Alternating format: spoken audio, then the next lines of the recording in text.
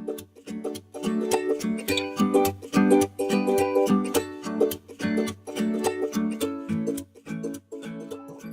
everyone, it's Bob Perkins bringing you another Inside Sales Studio Monday Morning Sales Minute, here with the great Ed Porter, who is the president of the award-winning Columbus chapter. Ed, how are you doing today? Good. Great to be here. Thanks. I'm excited to talk to you about this great topic. Also, Ed is the director of Inside Sales at Guest Supply, a Cisco company.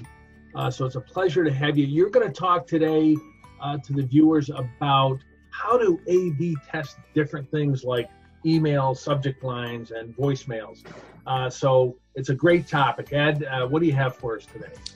Yeah, like you said, I think it's a great topic and especially very subjective. So every time I go to a conference or talk to a tech vendor or read anything online, there's a lot of data involved in whatever I'm reading, what's the best email subject that gets the open and reply rates, the best email template, the best thing to use as a call opener, you name it, there's data about it. And I think that's all great, but the challenge that I've found, because I fell flat on my face with this, is that I tend to take that and say, okay, that works, let's go do it.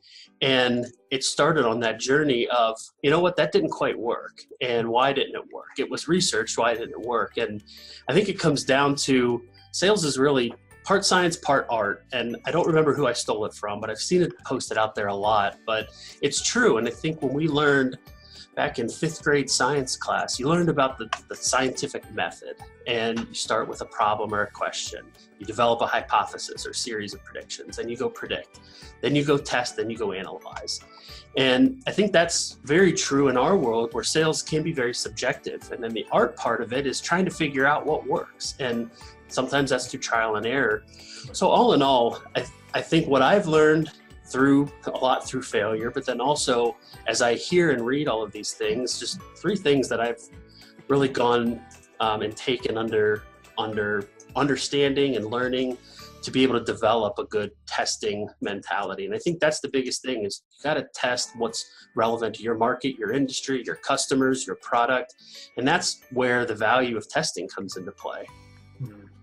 And then Ed, so when you do this, give the viewers an example of something you did recently, in the past year or so, where you tested a specific thing. What was it? And what did you find out? Yeah, so the biggest thing is, it's going to be contrary to so many things that I've heard, but video is huge. So we tested video and using video and email as a prospecting channel, and we just found that it had very little engagement. And we found that that's probably more beneficial to people we already have an existing relationship with, as opposed to someone brand new. Yeah. So everything I see, which I've loved hearing everybody post about video, and I agree that video is the next thing that is going to take over the sales channel. And for us, it was like, great, we're going to go use it. We're going to go hit prospects with it. They're going to think it's cool and different. And lo and behold, they didn't. So that's kind of one where we did that for about 3-4 months of testing, and just got all this data to say, wow, the view rate was really poor. And you mentioned maybe it would be more effective with current clients. Are you going to test that? Yes. So we did that for a little bit, and now the next step is going to be, I wound up getting marketing involved with some of these things, and they were just enthralled with how they can use it.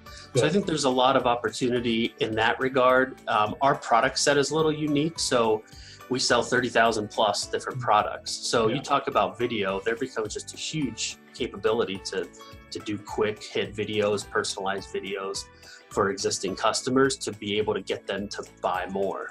Have you found, you mentioned subject line earlier. I know we're going a little bit over time, but this is a great topic. Yeah, sure. Subject line, what did you test any? What did you find out? So ironically, we found that phone works the best for us. So emails really wound up being kind of a secondary approach for us. So but we did that 3 years ago when we started. It was let's use a cadence software tool. Let's go A/B test and get some email templates and some subject lines. Let's see what reply rates work. And they were abysmal. So we tweaked and changed and started to improve, and then come to the conclusion that, you know what, this is a secondary channel for us, not a primary. And that's how we live. We live as a support channel for when we have conversations.